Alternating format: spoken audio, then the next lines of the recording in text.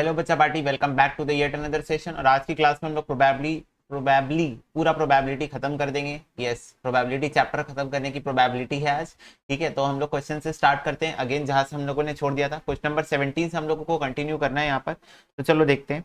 बोल रहा है अगर प्रोबेबिलिटी ऑफ ए जो है वो ए है, प्रोबेबिलिटी ऑफ बी जो है वो बी है, and probability of A intersection B जो है वो सी है, then the expression probability of A not intersection B not in terms of A B and C क्या होगा।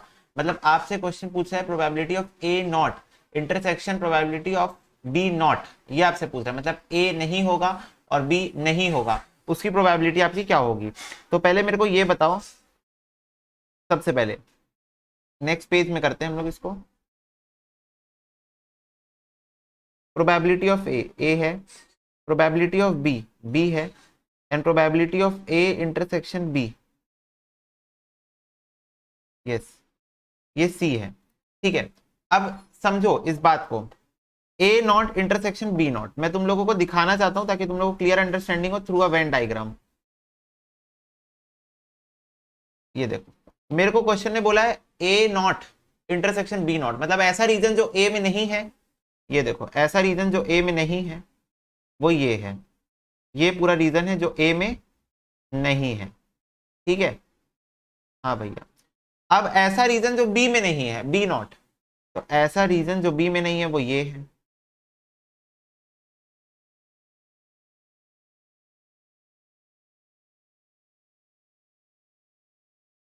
वो ये रीजन है, ऐसा रीजन जो बी में नहीं है।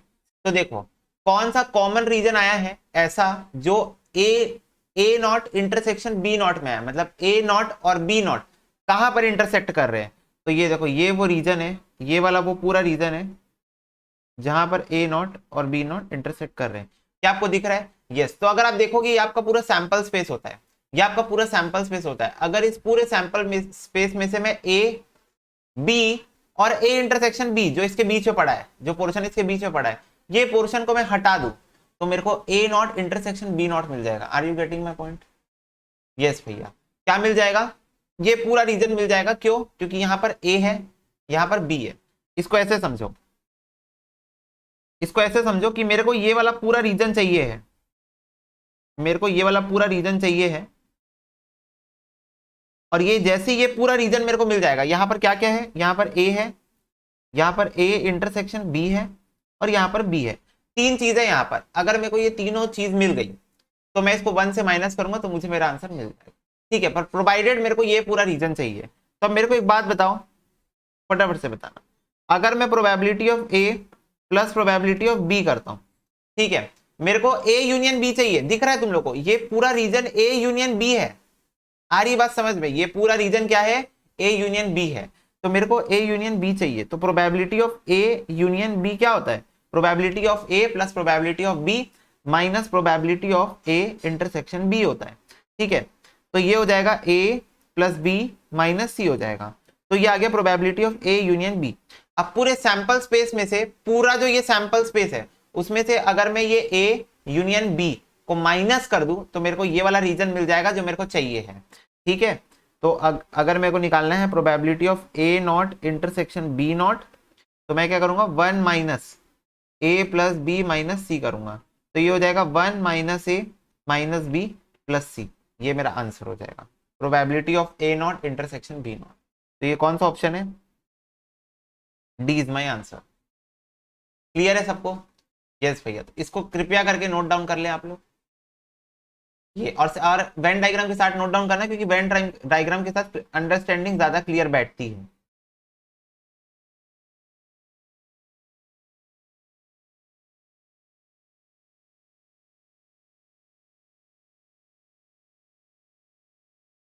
ठीक है बच्चा पार्टी, हो गया? हाँ भैया। नेक्स्ट क्वेश्चन देखो। For 3 events A B and C, अभी एक्सरसाइज सी भी करना है हम लोगों को। For 3 events A B C the probability that only A occur. तो बताओ 3 इवेंट है ए बी सी, तो क्या प्रोबेबिलिटी कि सिर्फ ए ऑकर होगा? तो यहां पर ध्यान से देखो, ऑप्शन नंबर डी वैसे इसका आंसर है। Probability of A intersection B not, B नहीं होना चाहिए, और सी नॉट, सी नहीं होना चाहिए। तो A intersection B not, only A बोला है, ओनली ए ऑकर की प्रोबेबिलिटी क्या होगी? इसको वेन डायग्राम से भी अगर तुम लोग समझना चाहते हो,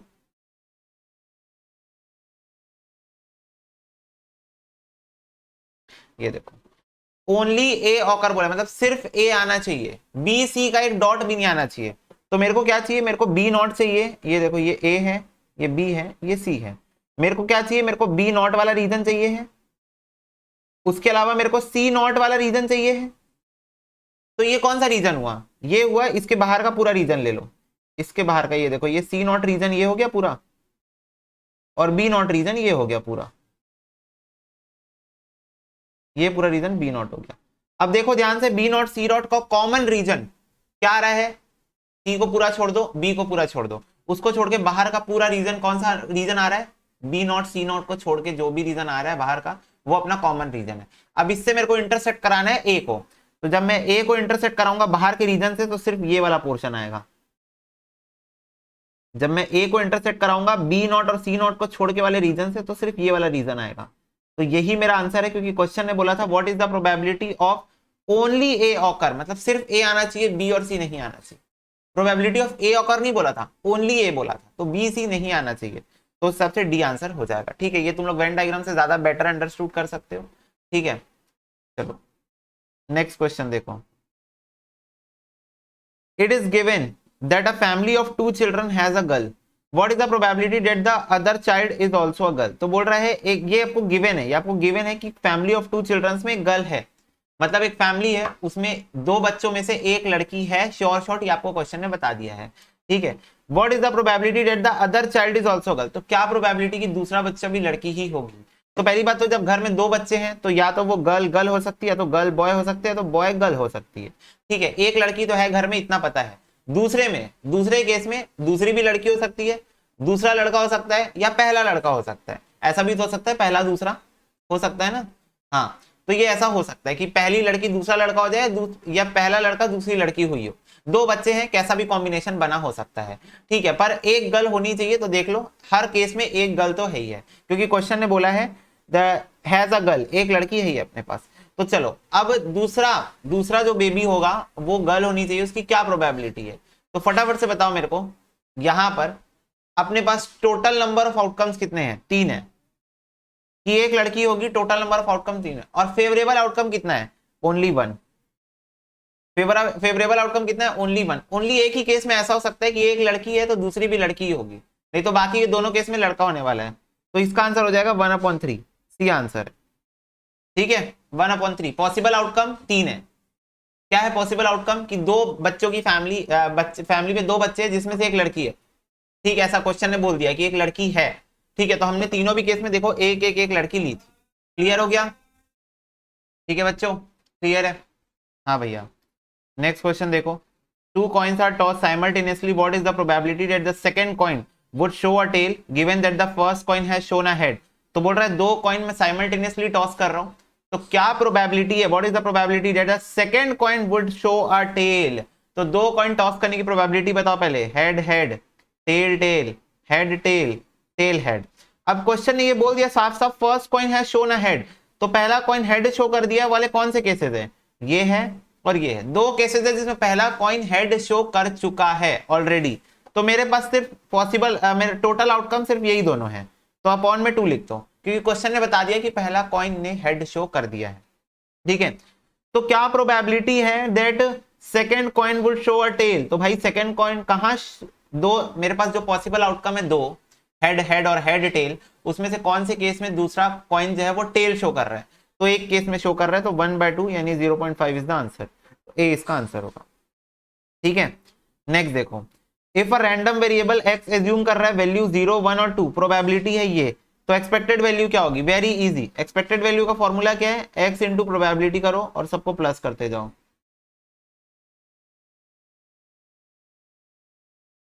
अपना कैलसी उठाओ, 1 into 0.5 memory plus 2 into 0.2 memory plus MRC, तो 0.9 आ गया, इसका आंसर सी है।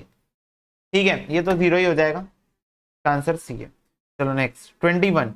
If 2 random variable x and y are related with this, y is equal to -3x plus 4, और स्टैंडर्ड डेविएशन ऑफ x जो है वो 2 है, तो स्टैंडर्ड डेविएशन ऑफ y क्या होगा, हमको बहुत अच्छे से आता है, -3 मॉड्यूलस में रहेगा इंटू SD ऑफ x, तो ये हो जाएगा 3 इंटू 2 6 आंसर है B. Next 2x plus 3y plus 4 is equal to 0 है। वेरिएंस ऑफ x दिया है, वेरिएंस ऑफ y पूछ रहा है, तो मेरे पास वेरिएंस का कोई डायरेक्ट फॉर्मूला नहीं है, पर हाँ स्टैंडर्ड डेविएशन निकाल के वेरिएंस निकाला जा सकता है। तो वेरिएंस ऑफ x दिया हुआ है, हमको पता है वेरिएंस इज इक्वल टू क्या होता है, एसडी का स्क्वायर होता है। ठीक है, तो मेरे पास वेरिएंस दिया हुआ है 6, एसडी ऑफ एक्स का स्क्वायर, तो एसडी ऑफ एक्स कितनी आ जाएगी मेरी, √6 आ जाएगी। तो मैंने स्टैंडर्ड डेविएशन निकाल लिया एक्स का, अब मैं इसको इक्वेशन में डालूंगा, मैं एसडी ऑफ वाई निकालूंगा और फिर मैं y का वेरिएंस निकाल लूंगा स्क्वायर करके, सिंपल। ठीक है, तो इक्वेशन है 2x प्लस 3y प्लस 4।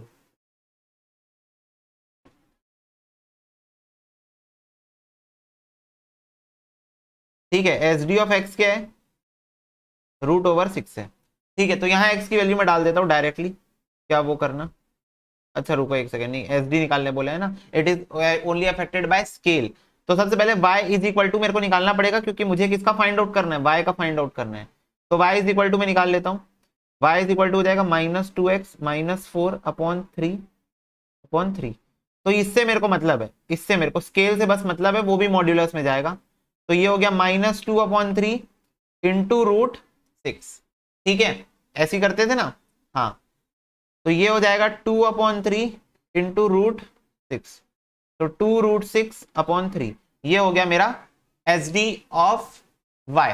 अब मेरे को वेरिएंस ऑफ वाई निकालना है, तो वेरिएंस इज इक्वल टू होता है एस डी का स्क्वायर, तो मैं एस डी का स्क्वायर कर लेता हूं, तो ये हो जाएगा 2 2 जा 4, √6 मतलब 6 और 3 3 जा 9, तो ये हो जाएगा मेरा 3 2 जा 6, 3 3 जा 9, 4 2 जा 8, 8/3 is my answer. Variance of Y कितना हो जाएगा, 8/3। बच्चों ये इजी क्वेश्चन है, डिस्पर्जन का क्वेश्चन है, ये डिस्पर्जन का क्वेश्चन है, प्रोबेबिलिटी के फॉर्मेट में देके रखा है। ठीक है बच्चों, हाँ भैया, ओके चलो नेक्स्ट।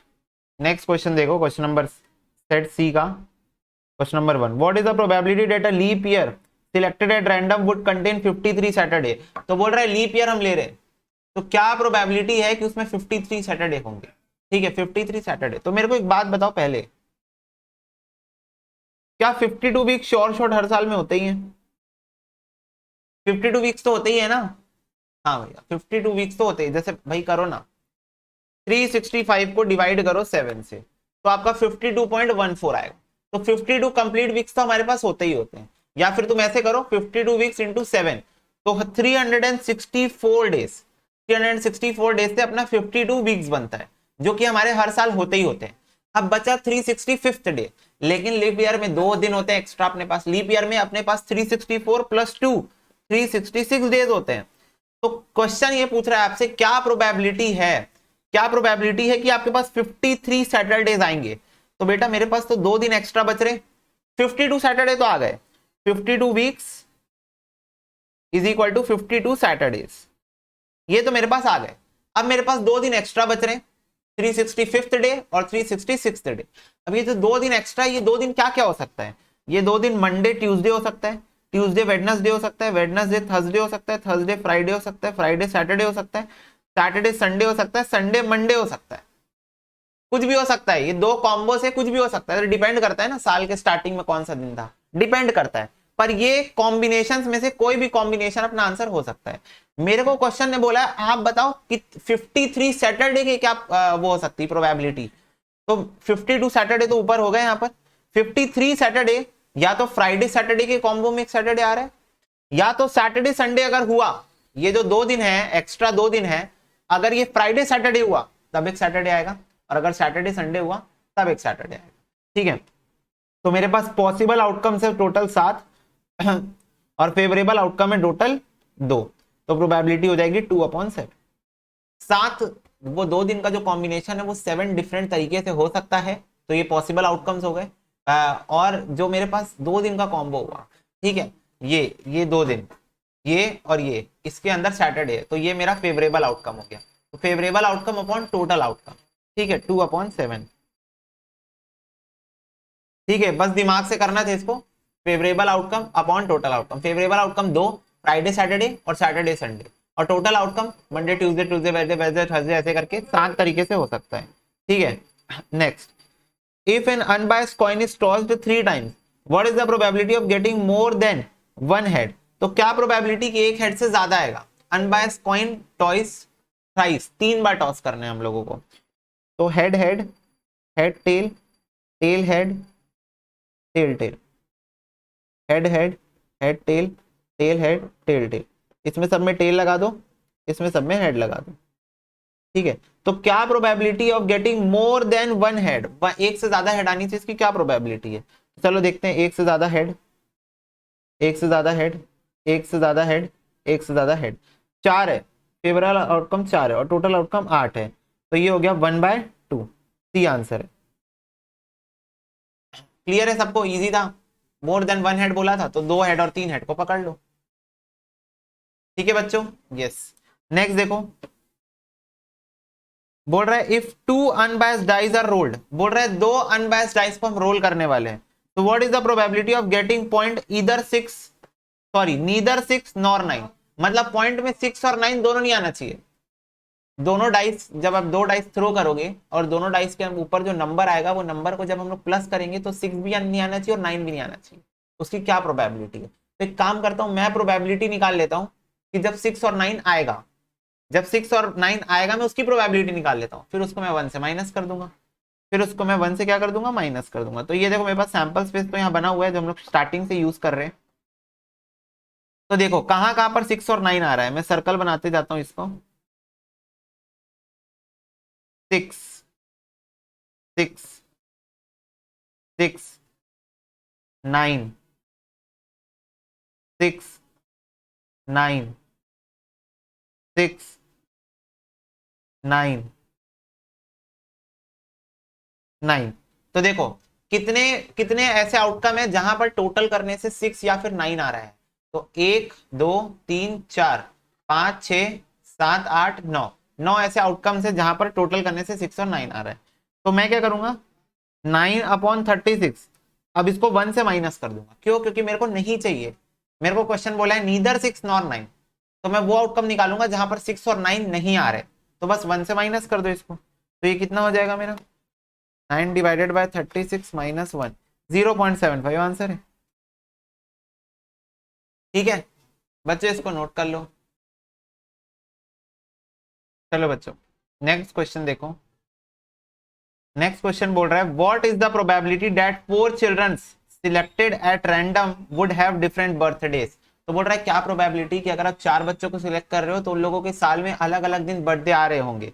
तो पहले बच्चे का बर्थडे मान लेते हैं हम 365, टोटल आउटकम मतलब 365 डेज में से किसी भी दिन उसका बर्थडे हो सकता है, upon possible outcome upon total outcome. तो possible outcome 365 days, total outcome भी 365 डेज।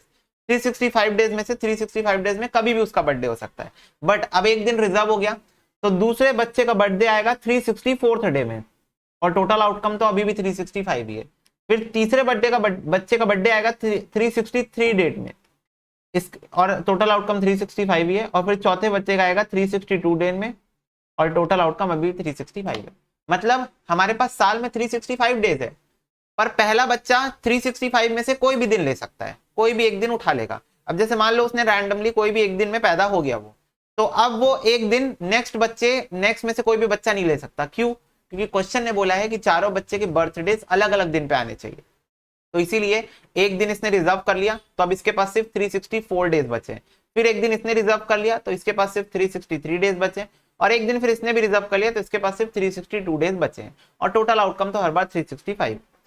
तो ये और ये तो कैंसिल हो गया, आंसर हो जाएगा 364 इंटू 363 इंटू 362 अपॉन 365 का क्यूब। क्यूब, ठीक है, ये देखो क्लियर है सबको, इजी था ये। हाँ ठीक है, next. A box contain 5 white and 7 black ball.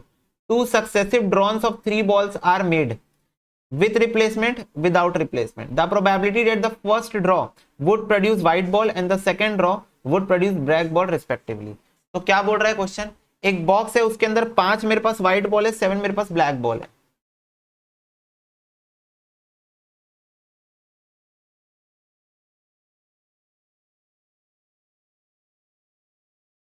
ठीक है, बोल रहा है 2 सक्सेसिव ड्रॉ करूंगा 3 बॉल्स, मतलब दो दो बार ड्रॉ करूंगा, तीन तीन बॉल उठाऊंगा एक बार में। पहली बार विथ रिप्लेसमेंट उठाऊंगा और दूसरी बार विदाउट रिप्लेसमेंट। मतलब विथ रिप्लेसमेंट मतलब बॉल उठा के वापस डाल देना, विदाउट रिप्लेसमेंट मतलब एक बार उठा लिए तो वापस अभी नहीं डालेंगे अपन। तो प्रोबेबिलिटी बताओ this first draw would produce white ball. तो प्रोबेबिलिटी बताओ कि पहला ड्रॉ जो है व्हाइट बॉल प्रोड्यूस करेगा और दूसरा ड्रॉ जो है वो ब्लैक बॉल प्रोड्यूस करेगा रिस्पेक्टिवली। ठीक है, दो ड्रॉस करने ना, दो ड्रॉ करने हैं तीन तीन बॉल के। ठीक है, तो पहले हम लोग निकाल लेते हैं विथ रिप्लेसमेंट, मतलब विथ रिप्लेसमेंट ये कार्यक्रम होगा। तो चलो बताओ, पहला पहले क्या उठना चाहिए, पहले व्हाइट उठना चाहिए, पहले व्हाइट फिर ब्लैक। तो पांच में से मैं तीन व्हाइट उठाऊंगा और टोटल मेरे पास कितनी है, 12 में से तीन। पांच में से मैंने तीन बॉल उठाई और टोटल 12 में से मैंने तीन। अब ये विथ रिप्लेसमेंट है, तो मैंने जब बॉल को उठाई अब मैं बॉल को वापस डाल दूंगा। जब मैं दूसरी बार बॉल उठाऊंगा तब मैं सात में से तीन बॉल उठाऊंगा। ठीक है, और अगेन 12 में से तीन, क्योंकि फिर से मैंने जो तीन ब्लैक बॉल उठाई, व्हाइट बॉल उठाई थी, उसको मैंने वापस डाल दी। ठीक है, तो ये हो गया विथ रिप्लेसमेंट। तो इसको अगर मैं सॉल्व करूं तो हो जाएगा 5 factorial upon 3 factorial 2 factorial 12 factorial 3 factorial 9 factorial into 7 factorial, 7 minus 3 4 factorial 3 factorial, ये हो जाएगा 12 फैक्टोरियल 3 फैक्टोरियल 9 फैक्टोरियल। ठीक है, अब इसको हम लोग करेंगे सॉल्व। तो ये हो जाएगा 5 इंटू 4 इंटू 3 फैक्टोरियल,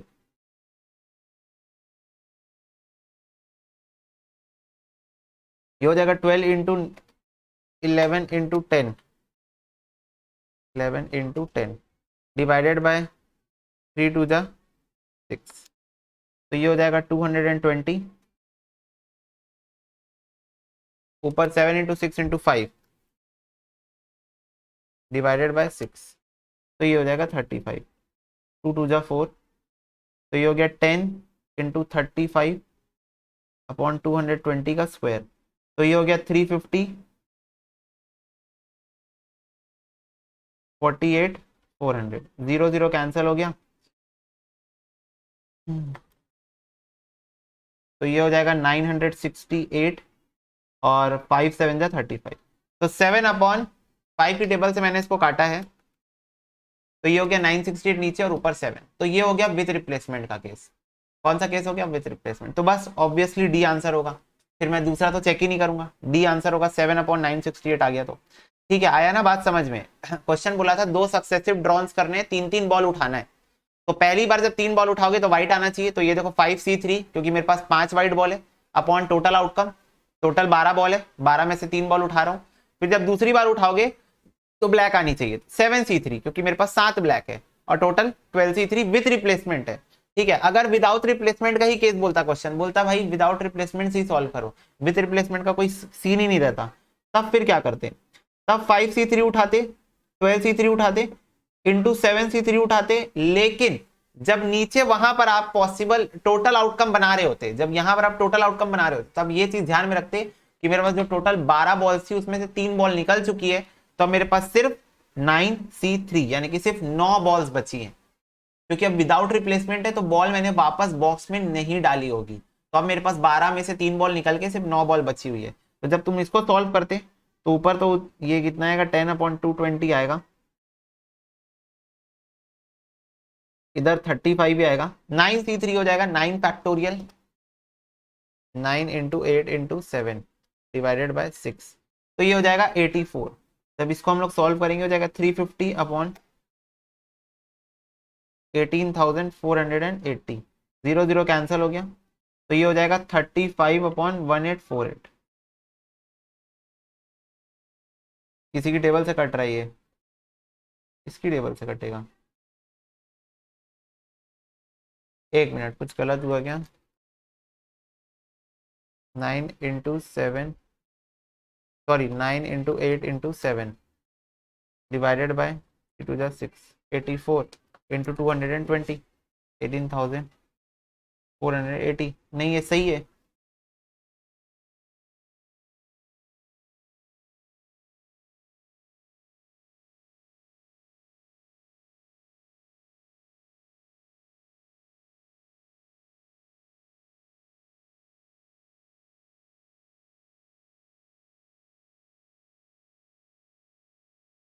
नहीं सही तो है यार, सही तो है, सही तो है, लेकिन फिर ऊपर एक काट कैसे दिया क्या पता। अच्छा रुको, 7 की टेबल से कटेगा शायद, डिवाइड बाय 7, हाँ 7 की टेबल से कटेगा। 7 5 जा 35 और 7 264 जा 264 जा, ओके हाँ सही आंसर। काटना बस से 7 में 5 की टेबल से सोच रहा था कैसे कटेगा, ओके आ गई बात समझ में। तो ये हो गया तुम्हारा विथ रिप्लेसमेंट, मतलब तुमको बॉल्स निकालनी है पर बॉल वापस डाल देनी है, तो लास्ट में ये 12 ही आ जाएगा जब दूसरी बार ड्रॉ करोगे। बट यहाँ विदाउट रिप्लेसमेंट, तो एक बार आपने जो ये 3 बॉल यहाँ से उठा ली थी, तो वो 3 बॉल वापस नहीं जाएंगे, अब तुम्हारे पास 9 बॉल है, वही 9 में से तुम व्हाइट बॉल्स को, ब्लैक बॉल्स को पिक कर रहे हो, ठीक है। ओके भैया, चलो next. There are 3 boxes with the following composition. Box 1 में ये कंपोजिशन है, बॉक्स 2 में ये कंपोजिशन है, बॉक्स 3 में ये कंपोजिशन है। अगर one ball is drawn at random, then what is the probability that they would be of same colour. तो क्या प्रोबेबिलिटी है कि वो सेम कलर की होगी? अगर आप क्या कर रहे हो, वन बॉल ड्रॉ कर रहे हो, ठीक है, एक बॉल ड्रॉ कर रहे हो, तो क्या प्रोबेबिलिटी कि वो सेम कलर के होंगे?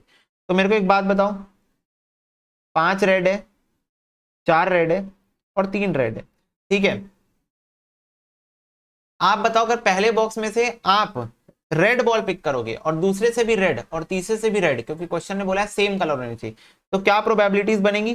5 अपॉन टोटल किसका, टोटल लिख लेता हूं मैं, 7 5 12 और ये हो गया 18, 12 और ये भी हो गया 18, 4 5 6 7 8 9, ये हो गया 9।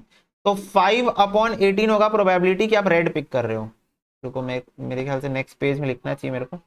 5 अपॉन 18 होगा अगर आप रेड पिक कर रहे हो, 4 अपॉन 18 होगा अगर आप रेड पिक कर रहे हो दूसरे बॉक्स से, और 3 अपॉन 9 होगा अगर आप रेड पिक कर रहे हो तीसरे, ठीक है, तीसरे बॉक्स से। तो ये हो गया रेड को पिक करने की प्रोबेबिलिटी। क्वेश्चन ने बोला है सेम कलर का होना चाहिए, तो मैं पहले बॉल से भी उठाया तो मैंने प्रोबेबिलिटी ऑफ रेड लिया, दूसरे बॉक्स से भी मैंने प्रोबेबिलिटी ऑफ रेड लिया, और तीसरे बॉक्स से भी मैंने प्रोबेबिलिटी ऑफ रेड पिक किया है। उसके बाद व्हाइट बॉल पूछा है, तो 7 8 और 4 फॉर व्हाइट प्रोबेबिलिटी इज 7 8 और 4, ठीक है। And for blue ball is 6 6 and 2। Total outcomes 18 18 और 9। तो ये आपकी प्रोबेबिलिटी हो गई रेड की, ठीक है, ये आपकी प्रोबेबिलिटी हो गई व्हाइट की, और ये आपकी प्रोबेबिलिटी हो गई है ब्लू की, कि हम लोग तीनों बॉक्स से जब पिकिंग कर रहे हैं तो सेम कलर की निकाल रहे हैं। अब बीच में यहां क्या लगेगा? मल्टीप्लीकेशन, या तो रेड या तो व्हाइट या तो ब्लू, है ना। इसीलिए ये देखो इनके बीच में प्लस लगा है कि या तो तीनों बॉल रेड उठाओगे, या तो तीनों बॉल रेड उठाओगे, प्लस या तो तीनों बॉल व्हाइट उठाओगे, प्लस या तो तीनों बॉल ब्लू उठाओगे, ठीक है। क्वेश्चन ने मेरे से ये पूछा था। चलो अब कैलकुलेटर उठाओ, बाकी का काम 5 डिवाइडेड बाय 18 ऐसे कर लो, 5 into 4 into 3 divided by 18 divided by 18 divided by 9 memory plus, 7 into 8 into 4 divided by 18 divided by 18 divided by 9 memory plus, 6 into 6 into 2 divided by 18 divided by 18 divided by 9 memory plus MRC। तो ये आ जाएगा मेरा 0.1220, 0.1220 is my answer. तो चलो अब check कर लेते हैं इनमें से कौन सा ऑप्शन फिट बैठ रहा है। 89 divided by 729,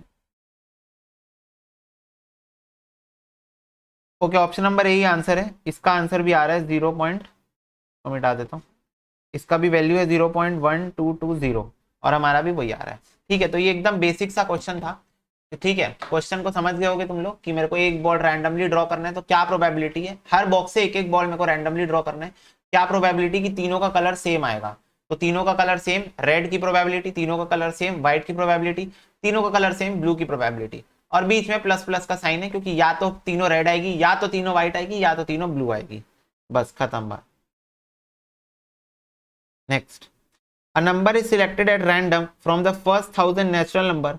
What is the probability that the number so selected will be a multiple of 7 or 11?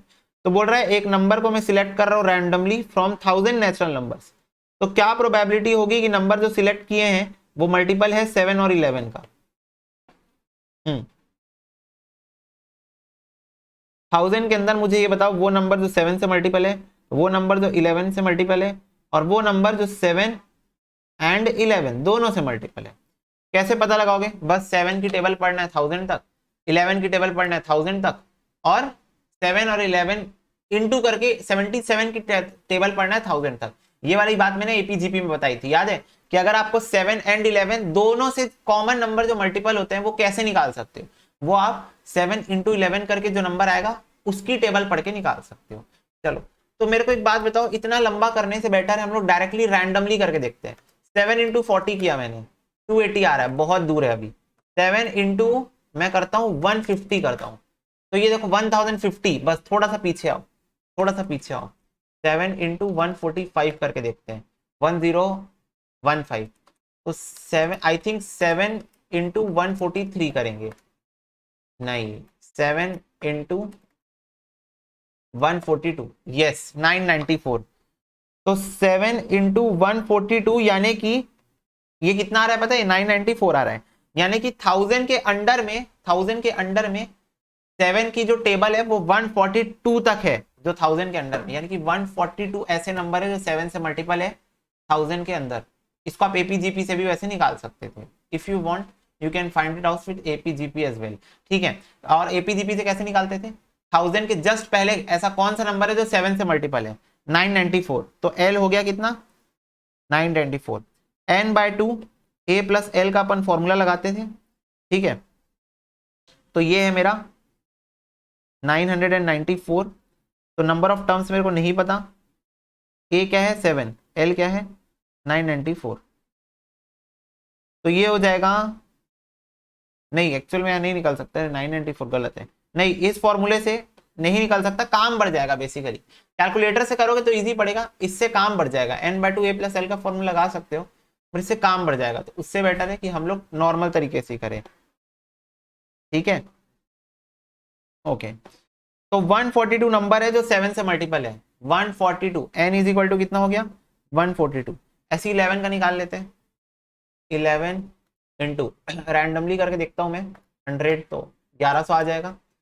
11 into 91, 11 into 90 में आएगा आंसर, देखना 11 इंटू 90 में 990।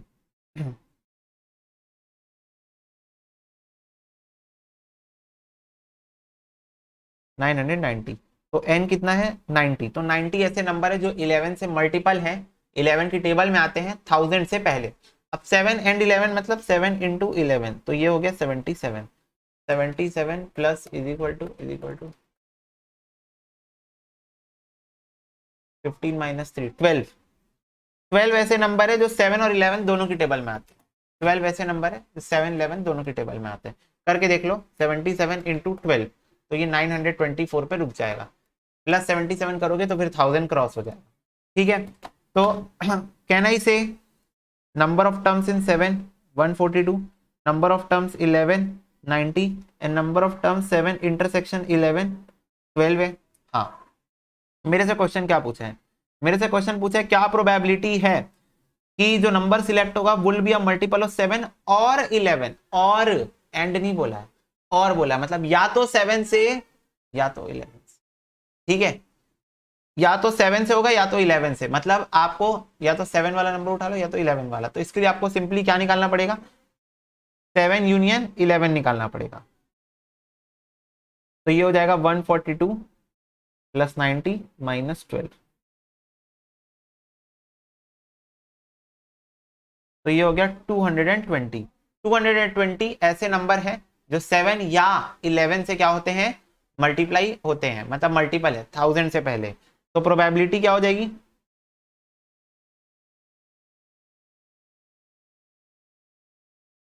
220 डिवाइडेड बाय 1000, तो ये हो जाएगा 0.22।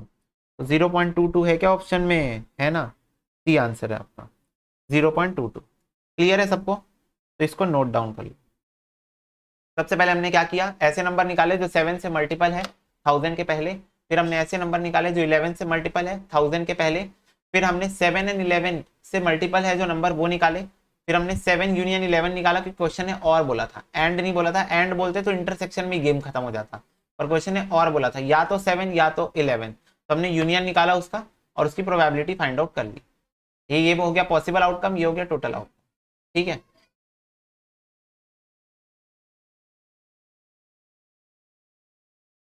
अच्छा अच्छा, नोट कर लो बच्चों लो।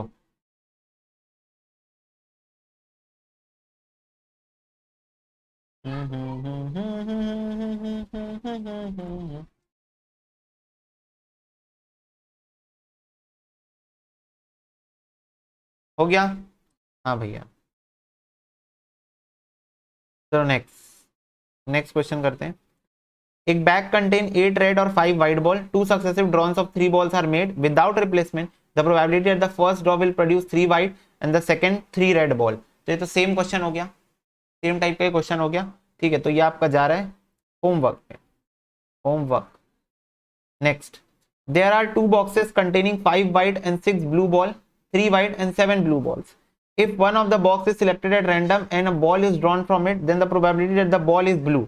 तो बॉल ब्लू होनी चाहिए, उसकी क्या प्रोबेबिलिटी होगी? तो इधर के अपने पास 6 ब्लू बॉल है और इधर अपने पास 7 ब्लू बॉल है, और टोटल बॉल कितनी है? 6 + 5 ये 11 बॉल है, 7 + 3 ये 10 बॉल है टोटल।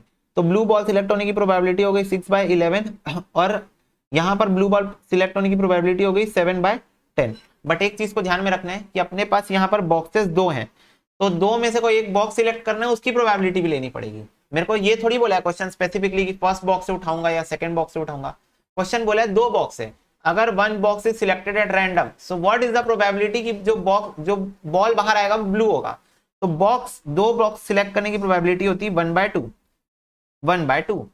तो अगर पहला बॉक्स सिलेक्ट हुआ तो 6/11 होगा ब्लू बॉल का प्रोबेबिलिटी, और अगर दूसरा बॉक्स सिलेक्ट हुआ तो 7/10 होगा। तो बस इसको फाइंड आउट कर लो। यहां मैं लिख देता हूं अच्छे से। पहला बॉल सिलेक्ट हुआ मान लो, तो 6/11 हो जाएगी प्रोबेबिलिटी, और अगर 1/2 दूसरा बॉक्स सिलेक्ट हुआ तो 7/10 हो जाएगी प्रोबेबिलिटी। ठीक है, ऐसे होता है। मतलब 2 बॉक्स सिलेक्ट करने हैं, दोनों में से कोई एक बॉक्स सिलेक्ट करने हैं, तो उसकी प्रोबेबिलिटी लेनी पड़ेगी, दैट इज 1/2। तो 1/2 is the probability of selection, and 6/11 is for blue ball in the first box, and 7/10 is the selection for second box. ठीक है, तो इसको हम लोग फाइंड आउट करते हैं।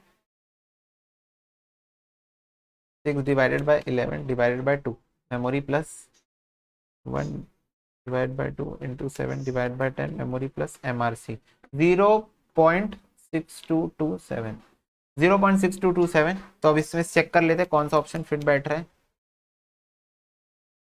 पहला तो नहीं है, दूसरा भी नहीं है। ओके, थर्ड ऑप्शन आंसर है, 0.6227 है ये। ठीक है, बस बस इस क्वेश्चन में यही ध्यान रखना था कि हम लोग को जो 2 बॉक्स सिलेक्ट कर रहे हैं, हम लोगों को उसकी भी प्रोबेबिलिटी लेके चलनी थी कि अगर पहला बॉक्स आ गया, तो 6/11 होगा ब्लू बॉल का, अगर दूसरा बॉक्स आ गया तो 7/10 होगा। चलो 10th नंबर क्वेश्चन देखो।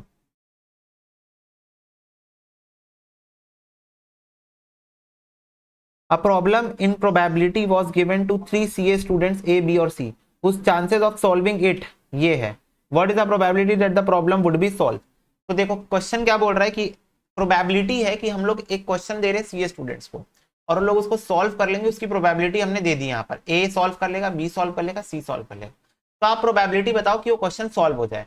अब मेरे को एक बात बताओ, क्वेश्चन सॉल्व हो जाए चाहे कोई भी करे, चाहे एक जन करे, चाहे दोनों करे, चाहे तीनों करे, और वो एक जन तीनों में से कोई भी हो सकता है, 2 जन तीनों में से कोई भी 2 लोग हो सकते हैं। तो इसीलिए एक एक करके ऐसे निकालना बहुत लेंदी प्रोसेस हो जाएगा। तो हम क्या करेंगे, हम प्रोबेबिलिटी निकालेंगे कि तीनों सॉल्व नहीं कर पाएंगे। We are going to find out the probability that no one is going to solve the question, और उसको अपन 1 से माइनस कर देंगे। तो वो केस आ जाएगा जहां पर उनमें से कोई at least one of them will solve the question. ठीक है, तो ये तो सॉल्यूशन का दिया हुआ है मेरे को प्रोबेबिलिटी। नॉट सॉल्विंग का प्रोबेबिलिटी हो जाएगा 2/3, 4/5 और 1/2। This the probability that these students are not going to solve the question, नहीं कर पाएंगे, उसकी प्रोबेबिलिटी है। इसको अपन इंटू करते हैं और 1 से माइनस कर देते हैं, बस गेम खत्म। 2 डिवाइडेड बाय, ये अपन परम्यूटेशन कॉम्बिनेशन से सीखते हुए आ रहे हैं। 2 divided by 3, 4 divide by 5 divide by 2 -1, 0.7333, 0.733। अब देख लो कौन सा आंसर मैच कर रहा है। ए तो नहीं कर रहा है, बी भी नहीं कर रहा है, सी भी नहीं कर रहा है, ओके डी कर रहा है। इसका आंसर भी 0.7333 है, डी आंसर। ठीक है, इजी क्वेश्चन ऐसा टाइप हम लोग पहले भी कर चुके हैं कि हम लोगों को निकालना है कि दो लोग साथ में रहेंगे। ठीक है, तो हम कौन सी प्रोबेबिलिटी निकालते थे कि दो लोग साथ में नहीं रहेंगे, प्रोबेबिलिटी निकालते थे और फिर हम लोग उसको 1 से माइनस कर देते। ठीक है, सॉरी, दो लोग साथ में नहीं रहेंगे ऐसे पूछता था क्वेश्चन, याद है ना, परम्यूटेशन कॉम्बिनेशन में क्वेश्चन पूछता था कि दो लोग कभी भी साथ में नहीं रहेंगे, तो हम क्या करते थे, दोनों को साथ में रख के प्रोबेबिलिटी निकाल, मतलब दो लोगों को साथ में रख के आंसर निकाल लेते थे और फिर उसको अपन टोटल आउटकम से माइनस कर देते थे, तो हम लोग को वो केस मिल जाता था जब दोनों साथ में नहीं रहेंगे। ठीक है बस वही वाला केस है ये भी। चलो next. There are three persons aged 60, 65, 70 years old. The survival probability for these persons are for the next 5 year ये है, तो what is the probability that at least two of them would survive another 5 year? तो बोल रहा है at least two of them would survive, मतलब at least दो लोग, max to max तीन लोग survive कर ही जाए। ठीक है, तो ये मैं यहाँ लिख के बताता हूँ 0.7, 0.4, 0.2।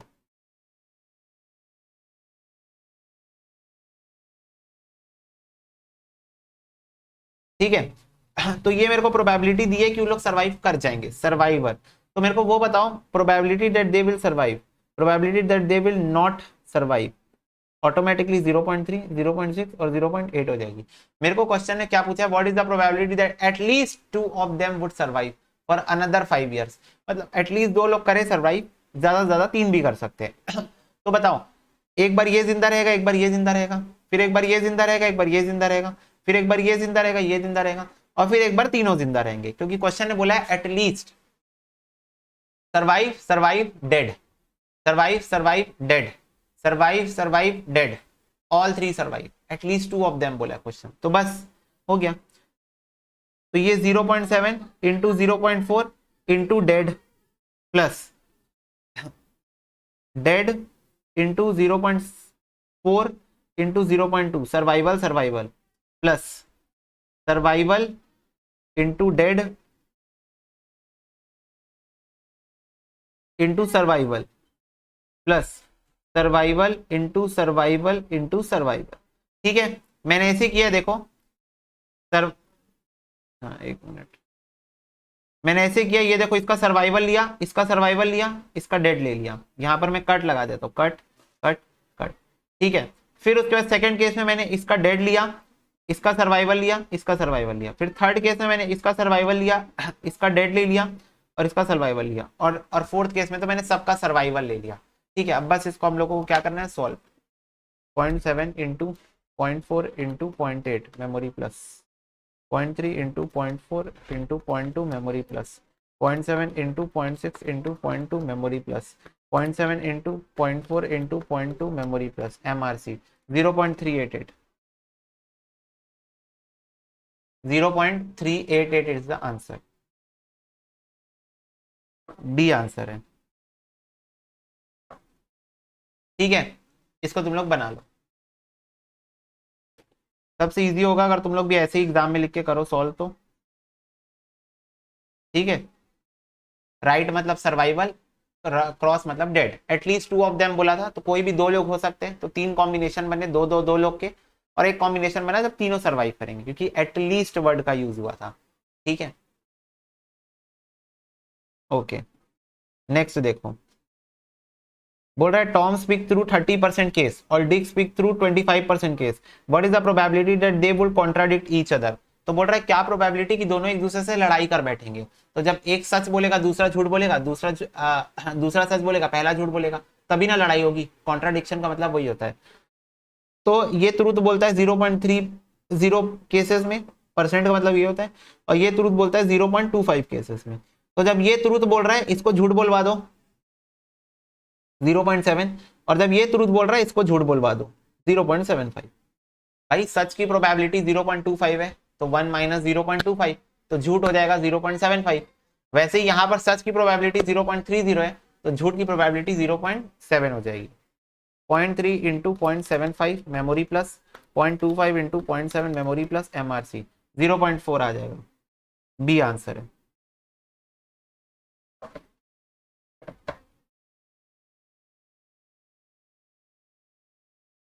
ठीक है बच्चों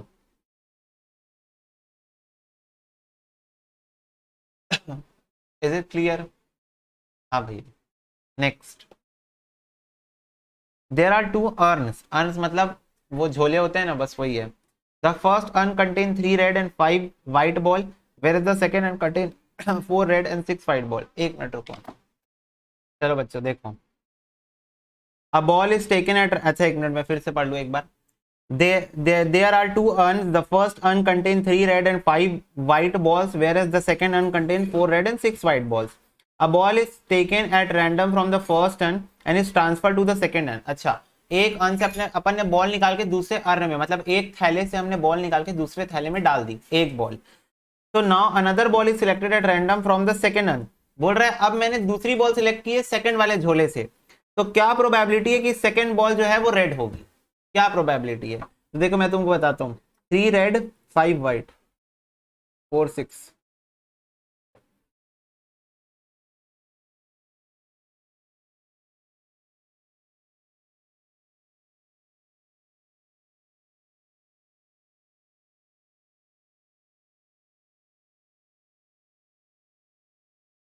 ठीक है, तो ये इसको तुम लोग डब्बा में समझो, इसको थैला समझो। तो क्वेश्चन ये बोल रहा है कि अगर एक बॉल मैं रैंडमली सिलेक्ट करके दूसरे वाले झोले में डाल दे रहा हूं, अब वो बॉल कोई सी भी हो सकती है, वो रेड भी हो सकती है, वो व्हाइट भी हो सकती है। ये करने के बाद क्या प्रोबेबिलिटी की जो इसमें से मैं बॉल ड्रॉ करूंगा तो वो बॉल रेड कलर की होगी। वो बॉल कौन से कलर की होगी? रेड कलर की। तो समझना मेरी बात को ध्यान से। सबसे पहले मान लो कि मैंने जब पहले वाले डब्बे से दूसरे वाले डब्बे में बॉल डाली तो वो रेड हो गई। वो कौन सी बॉल चले गई? वो रेड बॉल थी। तो रेड बॉल की आने की प्रोबेबिलिटी क्या है? 3 अपॉन टोटल आउटकम 8 इंटू, अब जब मैंने यहां से यहां उठा के बॉल डाली और मैं क्या ज्यूम किया कि वो बॉल रेड कलर की थी, तो अब यहां पर मेरे पास टोटल कितनी हो गई है बॉल? यहां पर एक रेड बॉल बढ़ गई है, तो यहां टोटल 5 रेड बॉल हो गई है। तो 5 + 6 टोटल 11 बॉल है, जिसमें से 5 रेड बॉल हो गई है। क्वेश्चन ने मेरे को बोला है कि जब सेकंड वाली बॉल उठाऊंगा वो रेड कलर की होनी चाहिए। तो अगर मैं यहां से यहां जो बॉल डाला वो अगर रेड थी, जो मैंने एज्यूम किया है कि वो रेड है, तो फिर मेरे पास 5 ऑप्शन है रेड के लिए। तो ये हो जाएगा 5 अपॉन टोटल बॉल मेरी 11 हो जाएगी।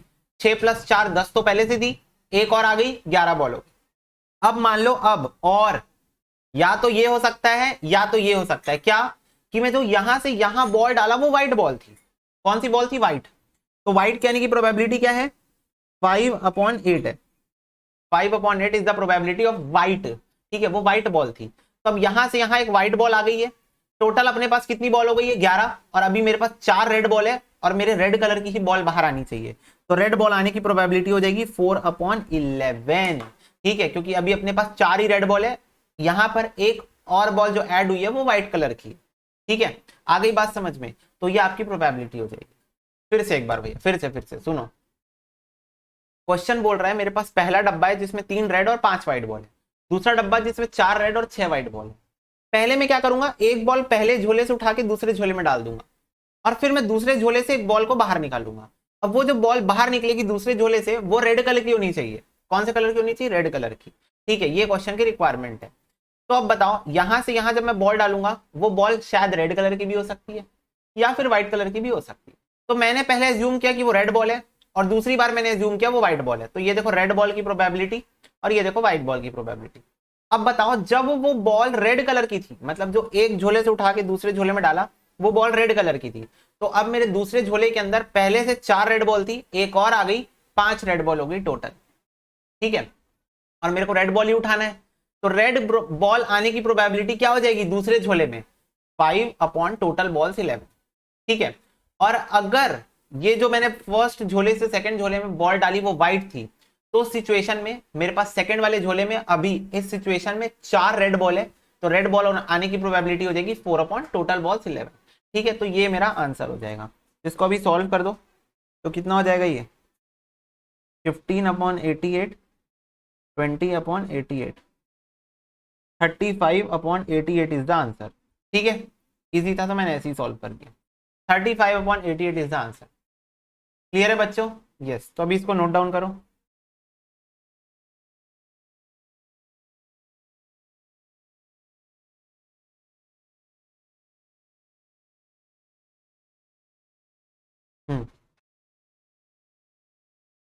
चलो next. For a group of students 30, 40, 50% failed in physics, बोल रहा है for a group of student, मतलब एक ग्रुप ऑफ स्टूडेंट है जिसमें से 30%, 40%, 50% फिजिक्स, केमिस्ट्री और 50% at least one of the subject में फेल हो जाते हैं, at least one of the subject में फेल हो जाते हैं। If an examinee selected at random, what is the probability that he passed in physics if it is known that he failed in chemistry. तो बोल रहा है क्या प्रोबेबिलिटी होगी अगर मैं रैंडमली एक एग्जामिनी को सिलेक्ट करूं, तो क्या प्रोबेबिलिटी होगी कि वो फिजिक्स में पास हो जाएगा बट केमिस्ट्री में फेल हो जाएगा, केमिस्ट्री में क्या हो जाएगा, फेल। यहां समझना बात को, फेल की प्रोबेबिलिटी आपको दी हुई है, फिजिक्स की 30% है, केमिस्ट्री की 40% है, और at least one of the two subject की क्या है, 50%। आ रही बात समझ में? हाँ भैया ठीक है, तो पहले इसका डेटा अपन लिख लेते हैं क्वेश्चन का, 30, 40, 50%।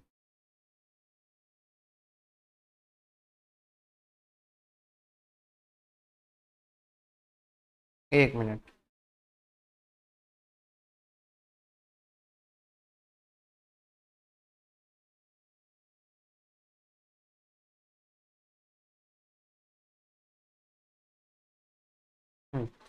Physics,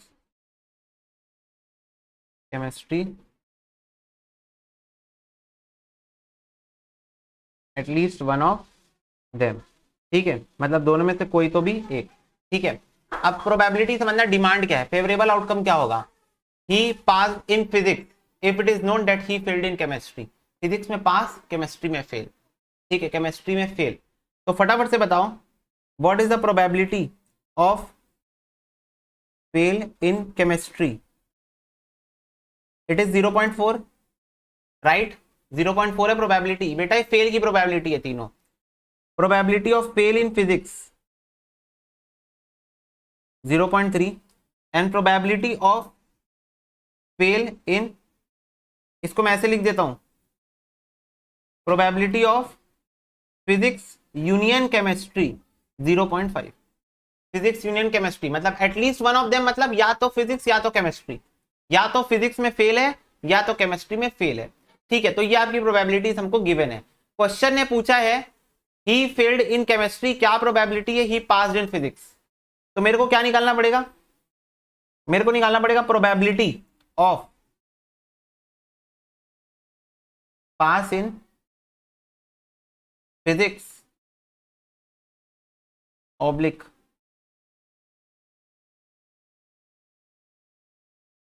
fail in chemistry, I know that he is going to fail in chemistry, तो फिजिक्स में पास हो जाएगा, उसकी प्रोबेबिलिटी क्या होगी। तो मेरे को क्या चाहिए ऊपर में, मेरे को क्या चाहिए ऊपर में, समझना मेरी बात को ध्यान से, ये कंडीशनल प्रोबेबिलिटी का क्वेश्चन है बच्चों। ओ भैया ये कंडीशनल प्रोबेबिलिटी का क्वेश्चन है, हाँ ये कंडीशनल प्रोबेबिलिटी का क्वेश्चन है। तो उस हिसाब से मेरे को चाहिए उसकी पासिंग मार्क्स फिजिक्स में, और फील्ड इन केमिस्ट्री डिनोमिनेटर में रहेगा, डिनोमिनेटर में क्या रहेगा, फील्ड इन केमिस्ट्री रहेगा। ऊपर में मेरे को क्या चाहिए है, इंटरसेक्शन चाहिए है, आ रही है बात समझ में, ऊपर में मेरे को इंटरसेक्शन चाहिए है। तो इंटरसेक्शन लोग निकाल सकते हैं but using the Venn diagram, so let's try to find it out, ठीक है। ये मैंने बता दिया कि हम लोगों को ये चीज फाइंड आउट करनी है, ठीक है। तो अब देखो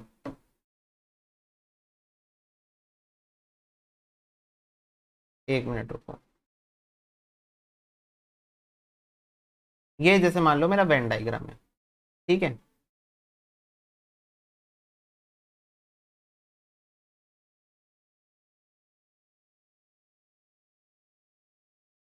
fail in physics, fail in chemistry, fail in physics का प्रोबेबिलिटी क्या है 0.3 है, और फेल इन केमिस्ट्री का 0.4, बट ये इन टोटलिटी दिया हुआ है ना, इन टोटलिटी। इंटरसेक्शन पॉइंट में वेरी इजीली निकाल सकता हूँ, P union C is equal to probability of P plus probability of C minus probability of P intersection C। अच्छा याद रखना यहाँ पर P का मतलब है फेल इन फिजिक्स और C का मतलब है फेल इन केमिस्ट्री, ठीक है, यहाँ पर मैं फेल लेके चला हूँ P का मतलब, ठीक है। तो फेल इन फिजिक्स है मेरे को 0.3, फेल इन केमिस्ट्री 0.4, और ये मेरा नहीं, ये मेरे को नहीं दिया है, इंटरसेक्शन पॉइंट मेरे को नहीं दे के रखा है, और ये मेरा 0.5। तो probability of P intersection C कितना आ जाएगा 4, 5, 6, 7, 0.7 माइनस 0.5, तो ये आ गया मेरा 0.2। तो मेरा कॉमन रीजन जो है वो 0.2 है। कॉमन रीजन कितना है मेरा? 0.2 है। अब मेरे को क्या निकालना है? कंडीशनल प्रोबेबिलिटी निकालना है, that probability of pass in physics, यानी कि पी नॉट, पी का मतलब है फेल इन फिजिक्स, पी का मतलब है फेल इन फिजिक्स। ठीक है, मैं बोल रहा हूं, तुम लोग कुछ भी टर्मिनोलॉजी यूज कर सकते हो, मैं तुम लोग को क्वेश्चन समझाने के लिए बोल रहा हूं। मेरे लिए पी का मतलब है pass in physics, sorry fail in physics, और पी नॉट का मतलब ऑटोमेटिकली पास हो जाएगा अपॉन फेल इन केमिस्ट्री यानी कि सी। तो इसका मतलब हो गया probability of P not intersection C upon probability of C मेरे को बताना पड़ेगा। प्रोबेबिलिटी ऑफ सी मेरे पास पहले से है 0.4 और पी नॉट इंटरसेक्शन सी मेरे को निकालना है। तो पी नॉट मतलब कौन सा एरिया हो जाएगा? ये बाहर वाला एरिया, ये पूरा बाहर वाला एरिया हो जाएगा पी नॉट। ठीक है, ये पूरा एरिया हो जाएगा बाहर वाला। अब इस बाहर वाले एरिया में इंटरसेक्शन सी चाहिए मेरे को, तो ये सी का इंटरसेक्शन कहां मिलेगा मेरे को? ये देखो यहां मिलेगा, इस एरिया में मेरे को इंटरसेक्शन सी भी मिल जाएगा। ये देखो इंटरसेक्शन सी, तो ये कितना है? ये वाला जो एरिया है वो कितना है ये मेरे को बता दो। तो मुझे एक बात बताओ, ये 0.4 मतलब टोटल है, 0.4 टोटल है केमिस्ट्री का। इसमें से इंटरसेक्शन वाला पॉइंट हटाओ ना, इंटरसेक्शन वाला पॉइंट तो कॉमन है ना दोनों में, तो 0.4 हटाओ, तो only chemistry I can say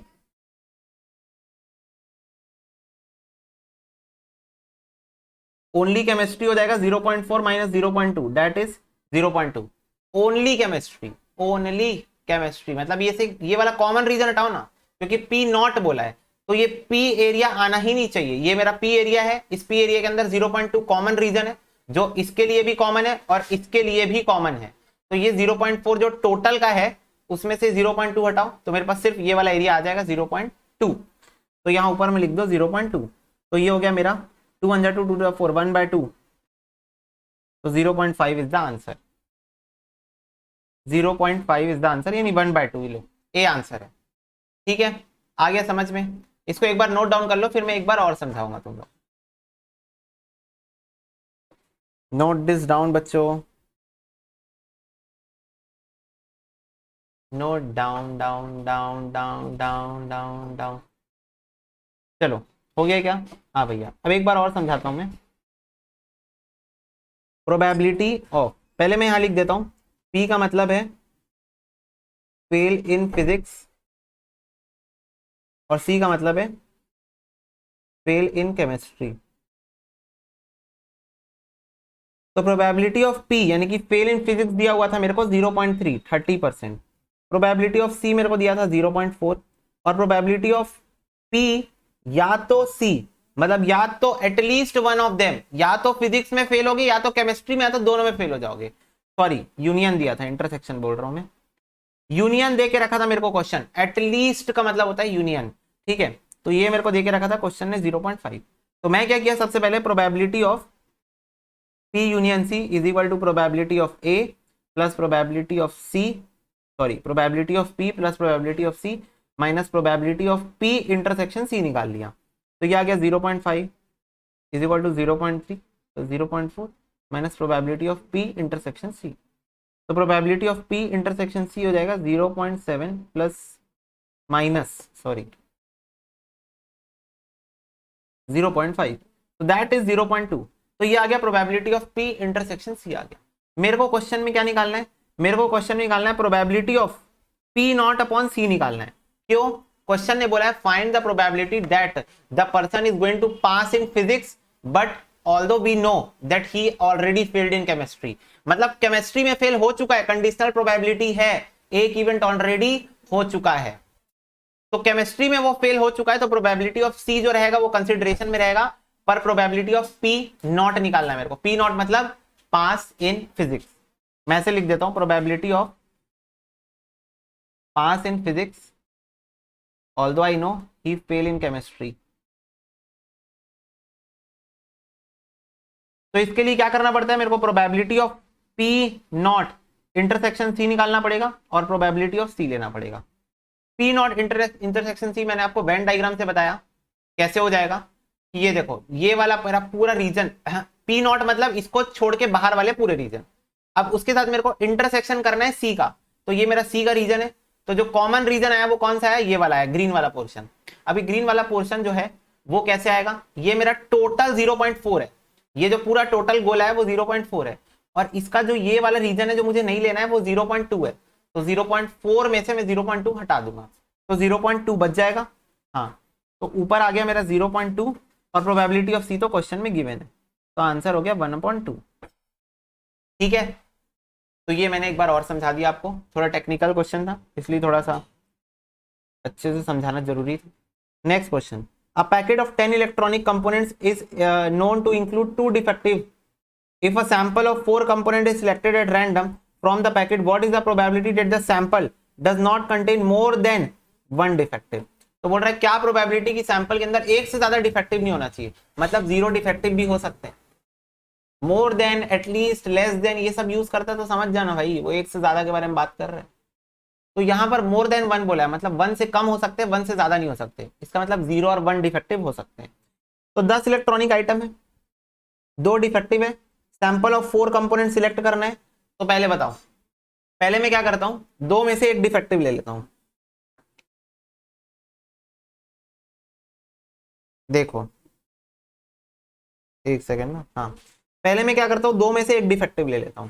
अब मैंने एक डिफेक्टिव उठा लिया है, तो अब बचे हुए 3, मेरे को टोटल 4 बल्ब पिक करना है, 4 डिफेक्टिव आइटम, मेरे को 4 आइटम उठाने हैं ना, 4 item I need to pick, जिसमें से मैंने एक डिफेक्टिव उठा लिया, तो बचे हुए 8 में से मैं 3 अच्छे उठा लूंगा, अपॉन टोटल 10 में से मेरे को 4 उठाने हैं, प्लस प्लस एक और हो सकता है क्या, कि मैं एक भी डिफेक्टिव ना लूं, defective should not be more than 1, तो it can be less than 1, तो 0 डिफेक्टिव होगा, तो पूरे 8 जो अच्छे हैं उसमें से मैं 4 उठाऊंगा और 10 में से मैं 4 उठाऊंगा।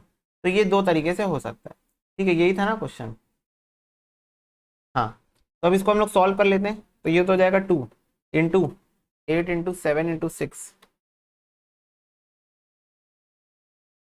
56 upon 10 into 9 into 8 into 7 divided by 4 divide by 3 divide by 2, 210 plus 210,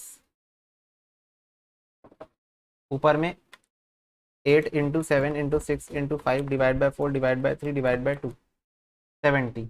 ये कितना हो जाएगा, 56 into 2 plus 70, 182 divided by 210। Fraction में दिया है क्या आंसर, चलो तो फ्रैक्शन में निकाल लेते हैं फिर, 182 डिवाइड बाय 2, 91, 105। ये किसकी टेबल में आता है, लो डायरेक्ट पॉइंट में ले लेते हैं, 0.866666 आ गया। चलो ऑप्शंस मैच कर लेते हैं, 0.8666 किस में आएगा,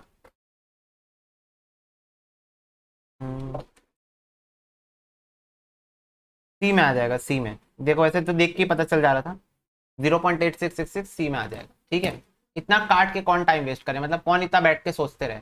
ठीक है, क्लियर है, एक बार और समझा देता हूँ। टोटल मेरे पास 10 आइटम थे, जिसमें से 2 खराब थे और 8 अच्छे आइटम थे। मेरे को इन दोनों को मिला के 4 पिक करना था, जिसमें से जो डिफेक्टिव आइटम है should be not be more than 1, एक से ज्यादा नहीं हो सकते, मतलब एक से कम हो सकते हैं। तो मैंने पहली बार में एक डिफेक्टिव उठाया, 3 अच्छे उठाए, और दूसरे बार में मैंने 4 अच्छे उठाए, यानी कि मैंने 0 डिफेक्टिव उठाया, और टोटल आउटकम्स तो ये हो जाएगा 10C4, 10 में से 4। ठीक है, ओके भैया। चलो 16 देखो, 8 identical balls are placed at random in 3 bags. बोल रहा है 8 सेम टू सेम बैग मैंने तीन बैग्स के अंदर डाल दिए हैं। तो what is the probability that the first bag will contain 3 balls. तो क्या प्रोबेबिलिटी कि पहले बैग के अंदर 3 बॉल होंगी, पहला जो मेरा बैग है उसके अंदर 3 बॉल होगी, उसकी प्रोबेबिलिटी मेरे को बतानी है। क्लियर है, यस भैया। चलो तो इसको हम लोग करेंगे सॉल्व अभी। ठीक है बच्चों, चलो करें। हाँ भैया, तो सबसे पहले मेरे को ये बताओ पॉसिबल आउटकम कितने हो सकते हैं। बहुत सिंपल सा क्वेश्चन, एकदम लॉजिकल वे में बताऊंगा। हर बॉल के पास 3 ऑप्शन है, या तो पहले बैग में जाए, या तो दूसरे बैग में जाए, तो तीसरे बैग में जाए। तो हर बॉल के पास अगर 3 ऑप्शन है, तो total in total her ball के पास 3 ऑप्शन है, तो टोटल 3 ऑप्शन है, और ये 8 बॉल्स के पास है, तो ये हो गया पॉसिबल आउटकम। मेरे पास 8 बॉल्स है, ये परम्यूटेशन कॉम्बिनेशन वाला क्वेश्चन है ना। ठीक है, मेरे पास 8 बॉल्स है और हर बॉल के पास 3 ऑप्शन है। तो ये हो गया टोटल आउटकम। अब मेरे को एक बात बताओ, क्वेश्चन बोल रहा है कि पर्टिकुलरली क्या प्रोबेबिलिटी कि फर्स्ट बैग में 3 बॉल्स होंगी। 3 बॉल्स मेरे को फर्स्ट बैग में चाहिए, तो 8 में से 3 बॉल में डाल दूंगा फर्स्ट बैग में। 8C3 मैंने डाल दिया पहले बैग में, मैंने 3 बॉल्स डाल दी, तो 8C3 8 में से 3 बॉल मैंने डाल दी। अब कितनी बॉल्स बच गई? 8 में से 3 बॉल चले गई, 5 बॉल बच गई। अब ये 5 बॉल्स के पास कितने ऑप्शन है? 2 ही ऑप्शन है, 2 ही बैग है। फर्स्ट बैग में 3 बॉल्स आ गई, अब फर्स्ट बैग को साइड में रखो, फेंक दो, अब सिर्फ 2 ही बैग बचा है। तो अब इन 5 बॉल्स के पास 2 बैग के ऑप्शन है, तो इंटू 2⁵, ठीक है। 2 बैग के ऑप्शन है 5 बॉल्स के पास, 2⁵। इसको सॉल्व कर दो, तो ये हो जाएगा 8 फैक्टोरियल, यानी कि 8 into 7 into 6 divide by 3 divide by 2, तो ये हो जाएगा 56 इंटू 2⁵, 2 इंटू 2 3 4 5 32 अपॉन 3 इंटू 2 3 4 5 6 7 8 6561, ये हो जाएगा 56 इंटू 32 डिवाइडेड बाई 6561, ये आ रहा है 0.2731। ए आंसर है 0.2731 इज द आंसर।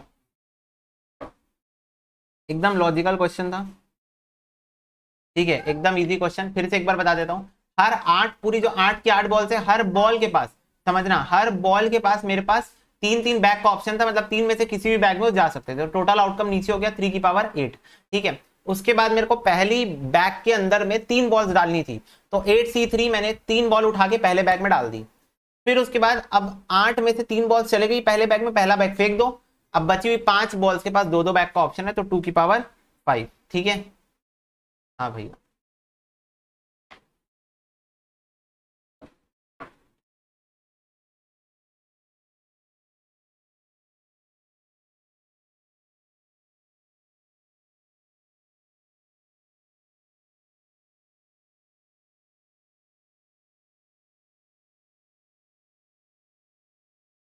चलो जी, ये क्वेश्चन कर रहे हैं हम लोग। एक्स और वाई, देखो, एक्स और Y stand in a line with 6 other peoples, what is the probability that there are 3 persons between them. तो क्या प्रोबेबिलिटी कि उनके बीच में 3 बंदे होंगे। तो भाई एक्स और वाई एक लाइन में खड़े हैं 6 लोगों के साथ, मतलब टोटल 8 लोग उस लाइन पे हैं, ठीक है। तो अब एक्स और वाई हो सकता है साथ में खड़े हो जाए, बीच में एक भी बंदा ना हो सकता है एक्स और वाई के बीच में एक बंदा हो, ठीक है। हो सकता है नो पर्सन बिटवीन देम, हो सकता है 1 पर्सन बिटवीन देम। एक्स और वाई के बीच में 2 पर्सन हो सकते हैं, एक्स और वाई के बीच में 3 पर्सन, एक्स और वाई के बीच में 4, एक्स और वाई के बीच में 5, एक्स और वाई के बीच में 6 भी हो सकते हैं। 7 नहीं हो सकते क्योंकि टोटल तो 8 ही लोग हैं। तो एक्स और वाई के बीच में हो सकता है कोई ना हो, दोनों साथ में खड़े हो सकता है दोनों के बीच में 1 2 3 4 5 6 बंदे हो, कुछ भी हो सकता है। मेरे से प्रोबेबिलिटी क्या पूछा है, व्हाट इज द प्रोबेबिलिटी कि उन दोनों के बीच में 3 बंदे हैं। तो ये रहा मेरा पॉसिबल आउटकम, और टोटल आउटकम कितना है 7, तो 1/7 इज द आंसर। 7 तरीके से लोग लाइन में खड़े हो सकते हैं 6 लोगों के साथ, कि उन दोनों के बीच में कोई नहीं खड़ा है, उन दोनों के बीच में एक जन खड़ा है, उन दोनों के बीच में 2 खड़े, 3 खड़े, 4 5 6 लोग खड़े। इस तरीके से उन लोग खड़े हो सकते हैं लाइन में। और हमारी जो फेवरेबल आउटकम है वो सिर्फ ये है कि उन दोनों के बीच में 3 लोग खड़े हैं, ठीक है। तो 1/7 इज द आंसर, सी। चलो, given that probability of A दिया है, प्रोबेबिलिटी ऑफ बी दिया है, probability of A intersection B देके रखा है, तो probability of A not B not निकालना है, easy. Probability of A 1/2, probability of B 1/3, probability of A intersection B 1/4, 1/4 है ना। हाँ, ए नॉट बी नॉट निकालना है, probability of A not upon B not. इसका मतलब क्या होगा, probability of A not intersection B not upon probability of B not. तो प्रोबेबिलिटी ऑफ बी नॉट तो वेरी इजिली मिल जाएगी, जैसे ए नॉट निकालना है 1/2, बी नॉट निकालना है 2/3, ठीक है, ऐसे मिल जाएगी। तो बी नॉट तो मिल गई, ए नॉट इंटरसेक्शन बी नॉट निकालना ज्यादा इंपॉर्टेंट है। तो बताओ फटाफट से, ए नॉट इंटरसेक्शन बी नॉट कैसे आता है, पहले भी निकाल चुके हैं। ये देखो, जैसे मान लो ये ए है ये बी है, तो ये वाला रीजन हो जाएगा ए नॉट और बी नॉट का कॉमन रीजन, मतलब ए और बी दोनों को छोड़ के जो रीजन है, दोनों के इंटरसेक्शन को, ये ए है ये बी है, तो ए नॉट ए को छोड़कर, बी नॉट बी को छोड़कर, दोनों का कॉमन रीजन तो यही आएगा बाहर वाला। ए और बी तो एक्सक्लूड हो गए, ए और बी एक्सक्लूड हो गए, और ये वाला रीजन जो है, ये वाला जो रीजन है वो लोग का कॉमन रीजन हो गया। ए नॉट इंटरसेक्शन बी नॉट। और ये रीजन कैसे आता है भाई, पूरा जो सैंपल स्पेस है 1 मतलब प्रोबेबिलिटी है 1, उसमें से माइनस कर दो ए यूनियन बी, माइनस कर दो ए यूनियन बी, तो आपको ये वाला रीजन मिल जाएगा। तो ए यूनियन बी निकाल सकता हूँ क्या, बिल्कुल निकाल सकते हो भैया, ये तो दिया है formula. Probability of A union B is equal to probability of A plus probability of B minus probability of A intersection B. तो ये हो जाएगा 1/2 प्लस 1/3 माइनस 1/4। 0 6 5 5/6 हो जाएगा, ये माइनस 1/4, ये 12 हो जाएगा, तो ये हो जाएगा 10 माइनस 3/12, तो हो गया 7/12। ये आ गया ए यूनियन बी। अब मेरे को क्या निकालना है, probability of A not intersection B not. ये कैसे आएगा, 1 minus probability of A union B करने से आएगा, तो 1 माइनस 7/12, तो ये आ गया 5/12। तो ये भी मिल गया, ये भी मिल गया, बस यहाँ वैल्यू डाल दो, 5/12/2/3, 3 4 जा 12, 5/4 इंटू 2, 5/8 इज द आंसर। बताओ, ये इजी क्वेश्चन था, पूरा फॉर्मूला पे बेस्ड था ये question. The complete question is based on the formula. ठीक है, बस फॉर्मूला दिमाग में दौड़ना चाहिए तो आ जाएगा answer. Probability of A B और ए इंटरसेक्शन बी दे के रखा था, ठीक है, और मुझे ये निकालना पड़ा, ये तो इजीली मिल जाता है भाई। किसी भी चीज का नॉट निकालना है तो उसको 1 से माइनस कर दो, है ना, किसी भी चीज का नॉट निकालना है तो उसको 1 से माइनस कर दो, इसको 1 से माइनस करो इसका नॉट आएगा, इसको 1 से माइनस करो इसका नॉट आएगा, ऐसा।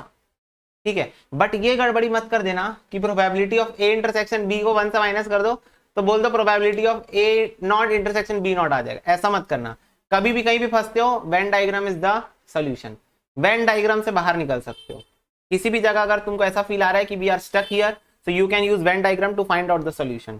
ठीक है, तो ए का नॉट इसके बाहर है पूरा और बी का नॉट उसके बाहर है पूरा, तो ये दोनों का नॉट का कॉमन रीजन चाहिए, तो ये आया ये दोनों के नॉट का कॉमन रीजन। क्लियर है सबको?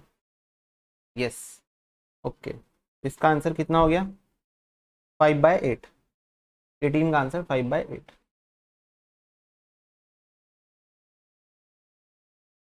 Next question, 4 digit 1 2 3 1 2 4 and 6 are selected at random to form a 4 digit number.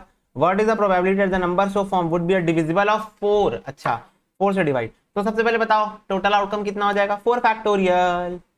4 number का यूज करके कोई भी 4 डिजिट नंबर बनाना है तो 4 फैक्टोरियल हो जाएगा टोटल आउटकम, है ना। अब ऊपर पॉसिबल आउटकम चाहिए, पॉसिबल आउटकम कैसे आएगा समझना, 1 2 3 4, 4 ब्लैंक स्पेस है।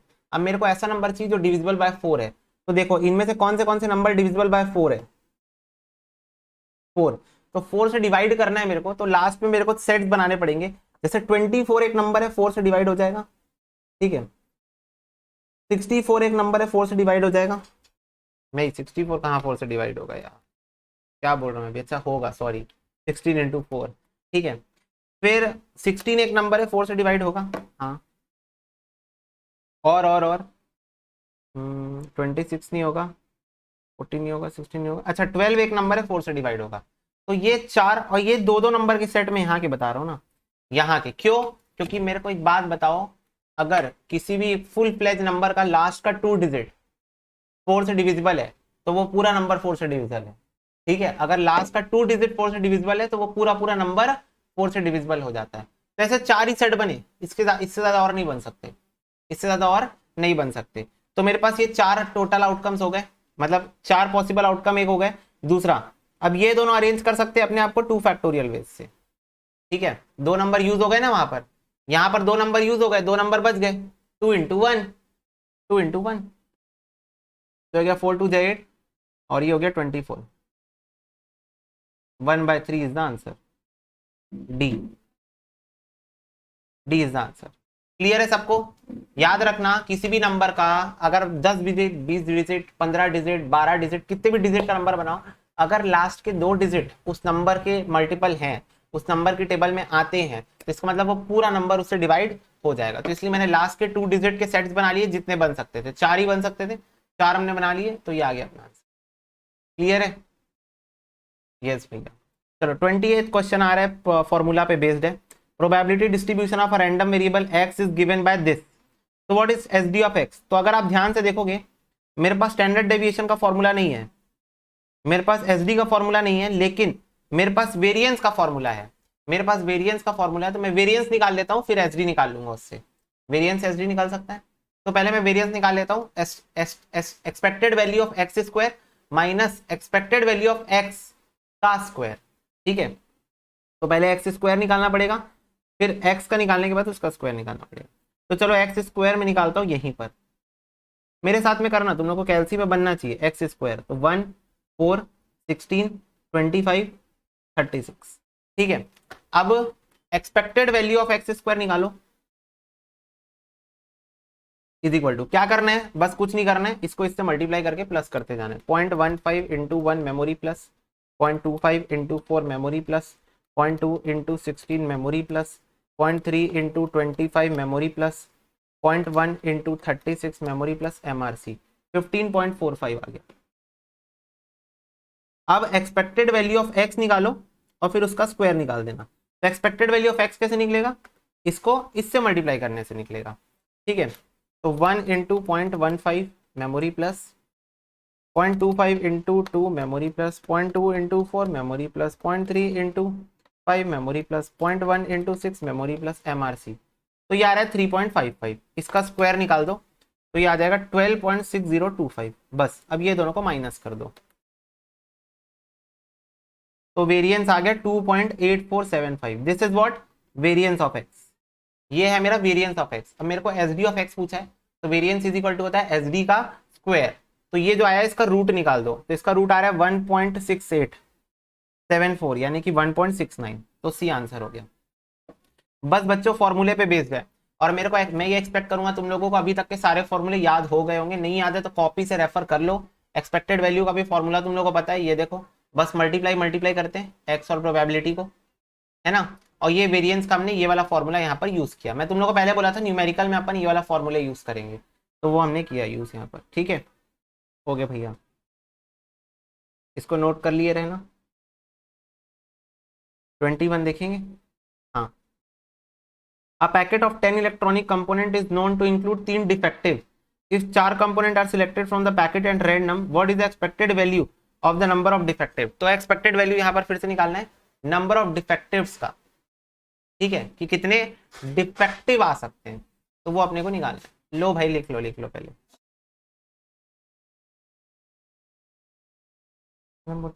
गेरी सोने हॉलीवुड से मुंडे आने सुने बॉलीवुड म्यूजिक दी वे वाला फालतू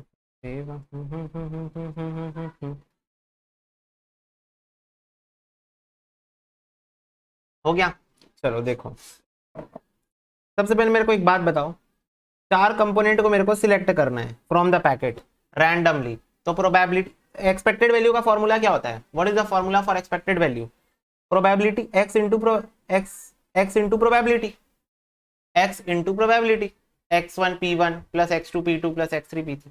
बट यहाँ पर मेरे को सिर्फ डिफेक्टिव की निकालनी है एक्सपेक्टेड वैल्यू। तो यहाँ पर प्रोबेबिलिटी क्या है, 4 कंपोनेंट को ड्रॉ करने की 4/10, 4 कंपोनेंट ड्रॉ करना है 10 इलेक्ट्रॉनिक आइटम्स में से, तो 4/10 इज द प्रोबेबिलिटी, है ना। और इंटू करना है मेरे को x मतलब वो जो जिस चीज के बारे में हम लोग बात कर रहे हैं, तो हम लोग बात कर रहे हैं डिफेक्टिव्स के बारे में, किसके बारे में बात कर रहे हैं, डिफेक्टिव्स के बारे में। तो 3 से इसको मल्टीप्लाई करो तो ये जाएगा 4 3 12/10, तो आंसर आ जाएगा 1.2। ए आंसर, सिंपल, एकदम सिंपल क्वेश्चन था ये, इसमें कुछ था ही नहीं इस क्वेश्चन में। एक्चुअल में इस क्वेश्चन कुछ नहीं था, एक्सपेक्टेड वैल्यू पूछा था, सिंगल फिगर एक्सपेक्टेड वैल्यू, बस। तो प्रोबेबिलिटी इनटू एक्स, बात खत्म। Next, the probability that there is at least one error in an accounting statement prepare by 3 person A B और C is this. If A, B, C prepare 60, 70, 90 such statement, expected number of correct statement बताओ। expected number of correct statements हम लोग को बनाना है। तो भाई ये तो मेरे को किसका दिया हुआ है, 1 एरर का प्रोबेबिलिटी दिया है, तो मैं एरर का नहीं, मैं करेक्ट का निकाल लेता हूँ 1 से माइनस करके। लो जी, मैंने जब 1 एरर मतलब एटलीस्ट 1 एरर हो गई होगा, अगर मैं इसको 1 से माइनस कर दूं तो उस चीज की प्रोबेबिलिटी आ जाएगी जब बिल्कुल एरर नहीं होगा, बिल्कुल एरर नहीं होगा उसकी प्रोबेबिलिटी आ गई, बस। अब इसको उससे मल्टीप्लाई कर दो, एक्सपेक्टेड वैल्यू आ जाएगा 60 into 0.8 memory plus 70 into 0.7 memory plus 90 into 0.9 memory plus MRC। तो 178 आर सच शीट्स जो एकदम करेक्ट होंगी, 178 वो शीट्स है जो एकदम क्या होंगी, करेक्ट होंगी। ठीक है, नोट कर लो।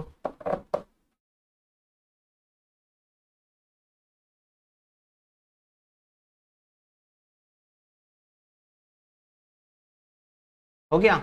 हाँ भैया। A bag contains 6 white and 4 red. If a person draw 2 balls and receive 10 रुपए and 20 रुपए for a white ball and a red ball, मतलब 10 रुपए व्हाइट बॉल और 20 रुपए रेड बॉल के लिए, then is expected amount is, expected amount कितना होगा। तो बोल रहा है एक बैग के अंदर 6 व्हाइट और 4 रेड बॉल है।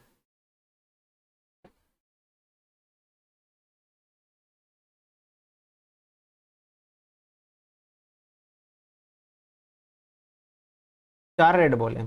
तो बोल रहा है अगर वो 2 बॉल ड्रॉ करता है तो उसको 10 रुपए मिलेगा अगर व्हाइट हुई, 20 रुपए मिलेगा अगर रेड हुई।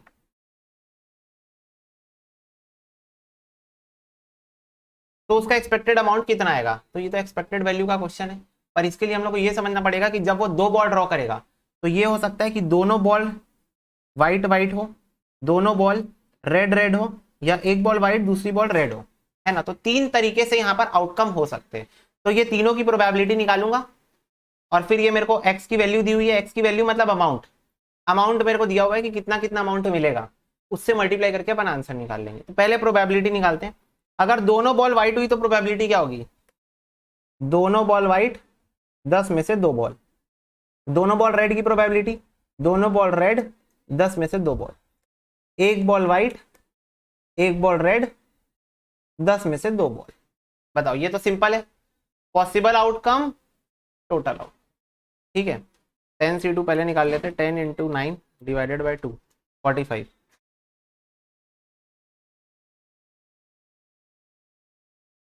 45 45 45। ठीक है, अब समझो दोनों ball white 6 × 5 divided by 2 15, 4 × 3 divided by 2 6, 6 × 4 24।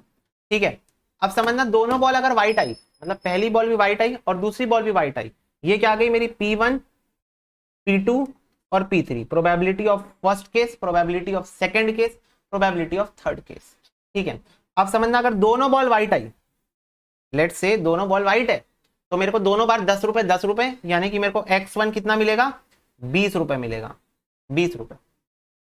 x2 अगर दोनों बॉल रेड आई तो पहले भी रेड दूसरे भी रेड, तो 20 + 20 40 रुपए मेरे को मिलेगा, 40 रुपए मेरे को मिलेगा। और x3 अगर एक बॉल रेड आई और एक बॉल व्हाइट आई तो मेरे को 30 रुपीज मिलेगा। अब एक्सपेक्टेड वैल्यू निकाल दो।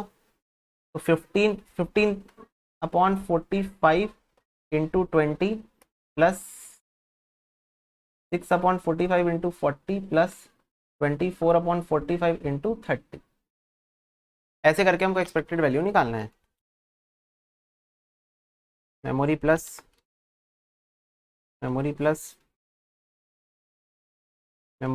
MRC, तो 28 आ रहा है, 27.99999999 आएगा, तो ये हो जाएगा आपका 28। ठीक है, तो ऐसा था ये क्वेश्चन। फिर से भैया, फिर से एक बार, मेरे को क्वेश्चन ने बोला एक बैग के अंदर 6 व्हाइट और 4 रेड बॉल है। अगर मैं 2 बॉल ड्रॉ करूंगा randomly, 2 ball I am going to pick, ठीक है, तो क्या, और जब मैं अगर व्हाइट बॉल आई तो 10 रुपए मिलेगा मेरे को, और रेड बॉल आई तो 20 रुपए मिलेगा, तो क्या एक्सपेक्टेड वैल्यू क्या होगी इसकी, ये बताओ। तो मैं बोला 2 बॉल व्हाइट भी तो हो सकती है, दोनों दोनों रेड भी हो सकती है, हो सकता है एक व्हाइट एक रेड आ जाए, एक व्हाइट और एक रेड आ जाए, है ना। तो ये 3 तरीके हो सकते हैं। तो मैंने तीनों की प्रोबेबिलिटी निकाल ली सिंपली, 6C2 4C2 और यहाँ पर 6C1 4C1 करके। ठीक है, प्रोबेबिलिटी तीनों की आ गई। अब इसके बाद ये प्रोबेबिलिटी हो गई। एक्सपेक्टेड वैल्यू का फॉर्मूला क्या होता है, P1x1 plus P2x2 plus P3x3, ऐसे होता है ना। तो यहाँ पर जो x की वैल्यू है वो मेरे को निकालनी है। तो P1 क्या बोल रहा है, दोनों व्हाइट बॉल, तो दोनों व्हाइट मतलब 10 रुपए प्लस 10 रुपए, x1 आ जाएगा 20 रुपए। दोनों रेड बॉल 20 रुपए प्लस 20 रुपए, x2 आ जाएगा 40 रुपए। एक व्हाइट एक रेड 10 रुपए प्लस 20 रुपए, 30 रुपीज आ जाएगा x3। बस फिर एक्सपेक्टेड वैल्यू हमने निकाल दी। तो इसको नोट कर लो। इस टाइप का क्वेश्चन ऐसे सॉल्व आपको करना है। तो लास्ट क्वेश्चन हमारा प्रोबेबिलिटी का जो है वो ये है, the probability distribution of a random variable is as follows. Variance of X बताओ। तो वेरिएंस का फॉर्मूला क्या होता है, EX² - EX का होल स्क्वायर होता है। ठीक है, तो एक्स ई एक्स स्क्वायर निकाल लो पहले, तो हो जाएगा 1 4 16 36 64, तो हो जाएगा के 8k 48k 108k 64k, इसको और इसको मल्टीप्लाई किया। ठीक है, अब ई एक्स का होल स्क्वायर निकालो, तो ये दोनों को मल्टीप्लाई करो तो ई एक्स आएगा, फिर उसका होल स्क्वायर निकालेंगे, तो ये हो जाएगा, ऊपर लिख दे रहा हूँ ना यहाँ पर, ये हो जाएगा के 4k 12k 18k 8k, इसका टोटल ले लो तो ये हो जाएगा 4 5 5 प्लस 12 प्लस 18 प्लस 8 43 का होल स्क्वायर 1849k स्क्वायर, और ये कितना आ जाएगा ई एक्स स्क्वायर, ये आ जाएगा मेरा के 8 plus 1 9 9 plus 48 plus 108 plus 64 229k। रुको रुको, यहाँ पर कुछ तो गलती हो रही है, एक सेकेंड।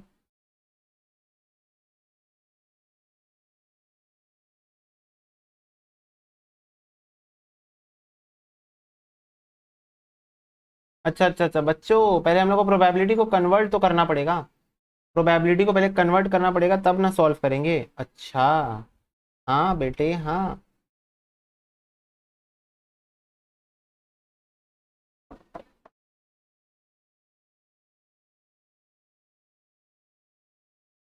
यस बच्चों यस।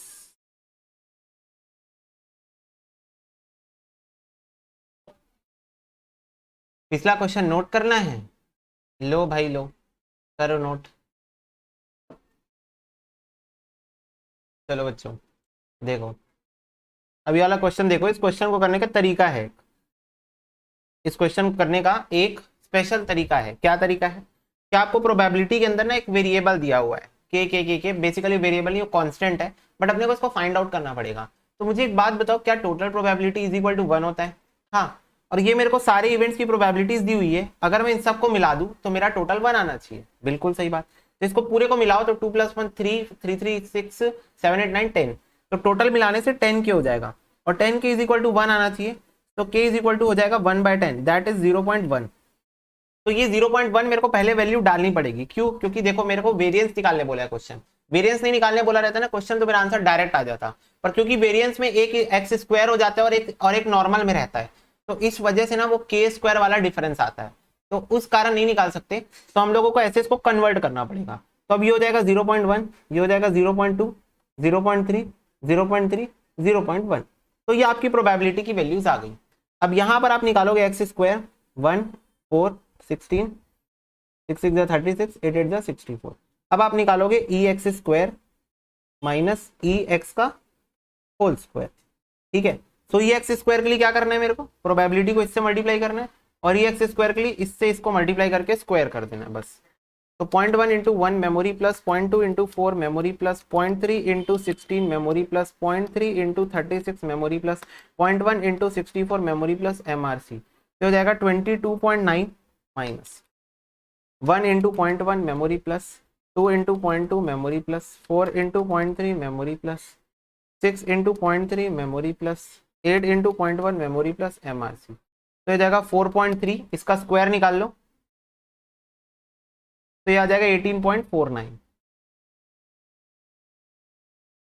बस अब इसको माइनस कर दो 22.9, तो ये आ जाएगा 4.41, ये आपकी एक्सपेक्टेड वैल्यू आ गई, मतलब वेरिएंस आ गई, वेरिएंस। ठीक है, वेरिएंस का फॉर्मूला मैंने लगाया, option number B is the correct answer. इसको नोट डाउन करो और स्टार मार्क कर देना इस क्वेश्चन को, क्योंकि इस क्वेश्चन को करने का स्पेशल तरीका है कि पहले के की वैल्यू फाइंड आउट करो, नहीं करोगे तो वही के स्क्वायर और के वाली प्रॉब्लम आपको अराइज होते हुए दिखेगी। मुझे ऐसा लगा कि वेरिएबल है डायरेक्ट तो अपन काट सकते हैं, पर ध्यान में रखना इस बात को कि हाँ ये वेरिएंस के केस में नहीं हो सकता ऐसा। ठीक है, ओके। तो इसको नोट करने के बाद मैं तुम लोग को ये बोलूंगा कि प्रोबेबिलिटी चैप्टर हम लोगों का फुल फ्लैज अब हो गया समाप्त, हमने अच्छे खासे क्वेश्चन सॉल्व किए हैं, बट देन ऑल्सो मैं कुछ एक आध वीडियो और एक्स्ट्रा डाल रहा हूँ जो कि बुक के बाहर के क्वेश्चन है, पर तुम लोगों के लिए मैं डाल रहा हूँ ताकि तुम लोग प्रैक्टिस कर सको प्रोबेबिलिटी के और क्वेश्चन थोड़े फास्ट फॉरवर्ड, थोड़े अच्छे, थोड़े और अंडरस्टैंडिंग मैनर में। ऑल्सो ऑल्सो उसके अंदर क्या बोलते हैं वो वाले क्वेश्चंस भी होंगे जो कि तुम लोगों को मतलब एक अच्छा खासा रिवीजन प्लेटफॉर्म प्रोवाइड कर सके। तो इसलिए मैं कुछ एक्स्ट्रा क्वेश्चन के पर्पज से वीडियोस डाल रहा हूँ और वो वीडियो फाइल्स ओपन फॉर्मेट में रहेंगी, तो वो आप देख सकते हो। ठीक है, वो सिर्फ एक्स्ट्रा क्वेश्चन पर्पज के लिए। तो लेकिन जो क्लास वाला था, क्लास वाली प्रोबेबिलिटी थी, वो यहाँ पर हो गई है समाप्त। ठीक है बच्चों, God bless you, take care and मिलते हैं तुम लोग से अगले लेक्चर में। तब तक के लिए बाय बाय।